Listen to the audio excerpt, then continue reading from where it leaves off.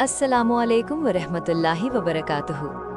क्या आप जानते हैं कि कुरान पाक की हर सूरत हमारे लिए हिदायत, सुकून और रहमत का जरिया है। आज हम बात करेंगे सूरत हामीम सजबा के बारे में, जिसे सूरत फुसलत भी कहा जाता है। ये कुरान पाक की एक अजीम सूरत है जो हमें अल्लाह ताला की कुदरत, उसकी निशानियों और हक व बातिल के फ़र्क को समझाती है। इस सूरत का नाम सजदा इसलिए रखा गया है क्योंकि इसमें एक सजदा वाली आयत मौजूद है, और जब बंदा इस आयत को पढ़ता या सुनता है तो वो अल्लाह के हजूर सजदा करता है, जो उसकी आजिज़ी और बंदगी की अलामत है। कुरान पाक की हर सूरत की तिलावत बेशुमार अजर सवाब का बायस है, और जो शख्स कुरान को समझकर पढ़ता है, अल्लाह ताला उसके दिल को सुकून अता फरमाता है।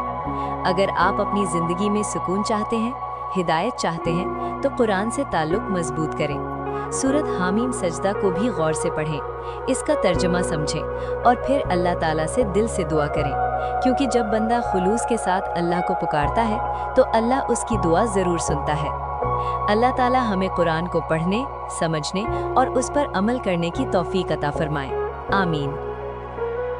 फ़ज़ाइल सूरह सजदा। सूरत सजदा वो सूरत है जिसे हजूर सल्लल्लाहु अलैहि वसल्लम ने कसरत से पढ़ा है, इसलिए इसकी फजीलत और बरकत बेपनाह है। हज़रत जाबिर रज़ियल्लाहु अन्हा से मरवी है कि हजूर सल्लल्लाहु अलैहि वसल्लम नाम शूरा, सूरत सजदा और सूरतुल मुल्क पढ़े बगैर नहीं सोया करते थे, जैसे दारिमी तरमिजी। हज़रत इब्ने उमर रज़ियल्लाहु ताला अन्हुमा से रिवायत है कि जो इस सूरा और तबारक को मगरिब और इशा के दरमियान पढ़े, गोया उसने लैलतुल क़द्र का क़याम किया। सूरह सजदा क़यामत के दिन इस तरह आएगी कि इसके दो बाजू होंगे और अपने पढ़ने वालों पर पर्दा करेगी और फरिश्तों से कहेगी कि इस शख्स पर कोई रास्ता नहीं, यानी इसको मत पकड़ो और इसे छोड़ दो। अलम नसिज और तबारक दीगर सूरतों पर 60 नेकियां ज़्याद रखती हैं, और इब्ने उमर ने 60 दर्जे फरमाया। हज़रत अबू हुरैरा रज़ियल्लाहु अन्हा से रिवायत है कि हजूर सल्लल्लाहु ताला अलैहि वसल्लम जुम्मा के दिन नमाज फ़ज्र में सूरतुल अलम तंजीलुस सजदा पढ़ा करते थे। इब्ने कसीर। ये सूरत गलबा और इज़्ज़त पैदा करने में बहुत मुफीद है। अगर कोई शख्स मुलाजमत करता हो और उसके अफसराने बाला उससे खफगी और सख्ती से पेश आते हों, तो उसे चाहिए कि 7 रोज़ तक बाद नमाज फ़ज्र इस सूरत को 3 मरतबा रोज़ाना पढ़े। इंशाअल्लाह अफसराने बाला बेहद मेहरबान हो जाएंगे।